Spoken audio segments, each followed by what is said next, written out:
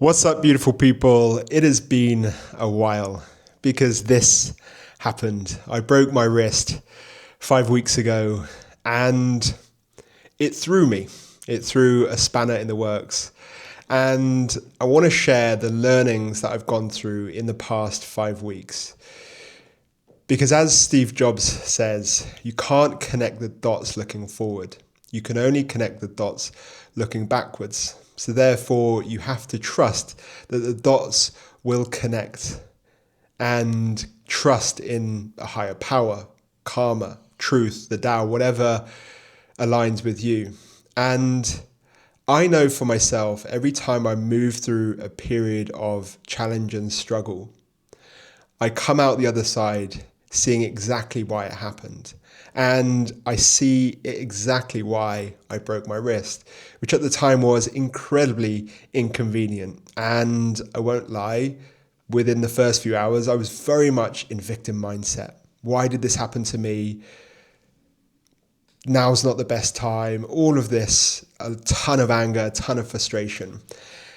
But on the second day of breaking my wrist, as I was waiting, actually driving to the hospital, I picked up a book, one of my favorite books of all time. It's called When Things Fall Apart by Pema Chödrön. And as I was reading the book in hospital, waiting for my appointment, the very first sentence says this: fear is a natural reaction to moving closer to truth. That one sentence landed so deeply in me for a number of reasons. The first was that in a few weeks' time, as I read it, I had a workshop, an in-person intensive that I was running on the topic of truth. And I had no idea what I was going to speak about. I just knew I wanted to speak about truth.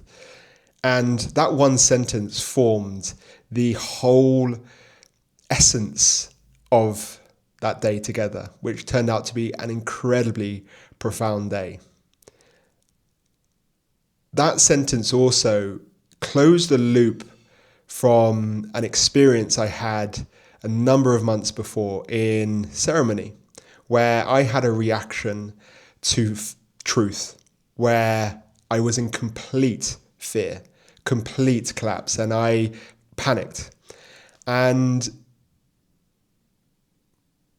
for over 2 or 3 months after that ceremony, I couldn't understand why it happened. I couldn't understand why I panicked in that way. And then I read that sentence, and my understanding is it was a natural reaction to truth. See, in that ceremony, I saw those closest to me passing. I saw some incredibly difficult visions. And fear is a natural reaction to moving closer to truth. See, in Buddhism, one of the ultimate truths is impermanence, that we all will pass.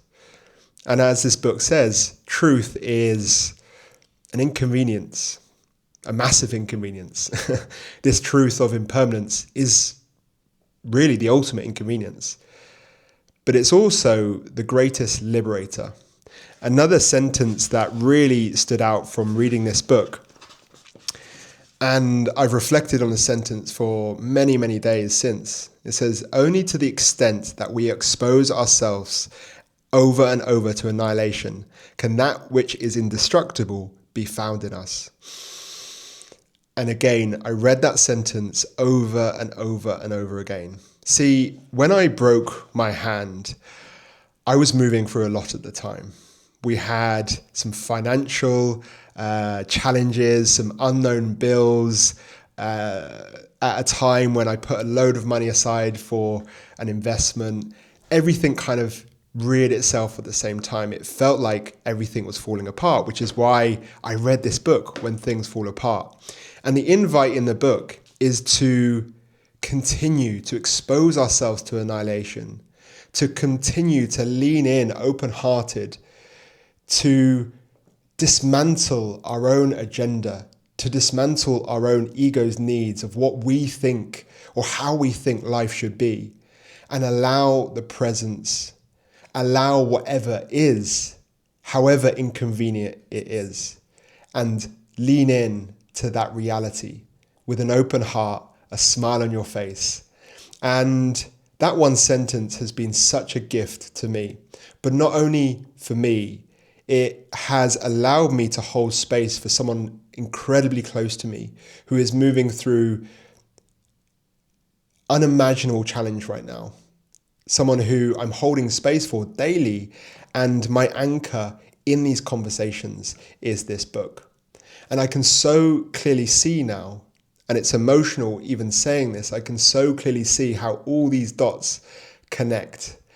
And our job is to just get out of the way.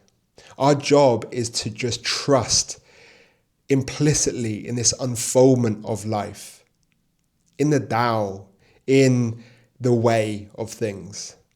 And a while back, I was having acupuncture and I was lying down with my eyes closed, and I clearly saw this triangle that says the way leads you to the way when you're lost from the way. And what that means to me is you're never lost. We're never lost.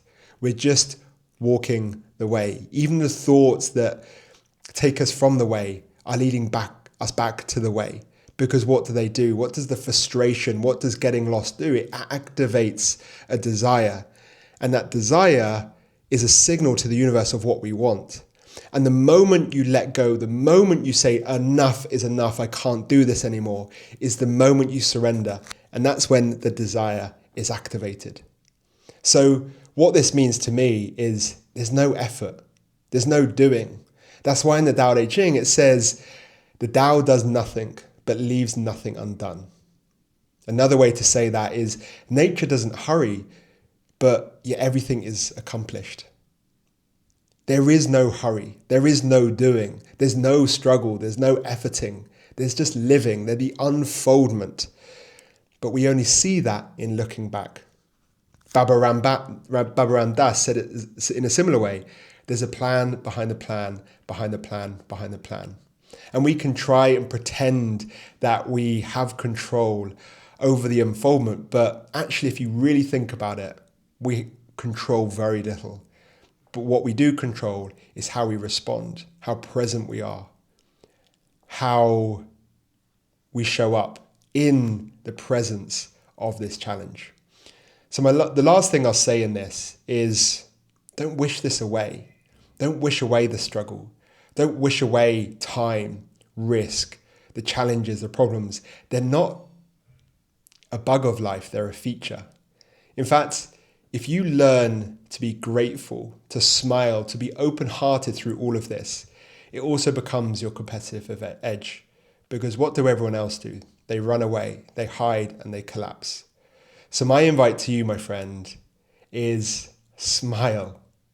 Open your shoulders, open your heart, and keep walking forward, one step at a time, present, connected, on purpose, focused. That is my invite. I'm sending you so much love, and it is good to be back. I look forward to our next episode, sharing my journey on this path to building a 7-figure business, on helping 1,000 coaches become millionaires. And I hope you're one of them. Sending you so much love, and I'll speak to you soon.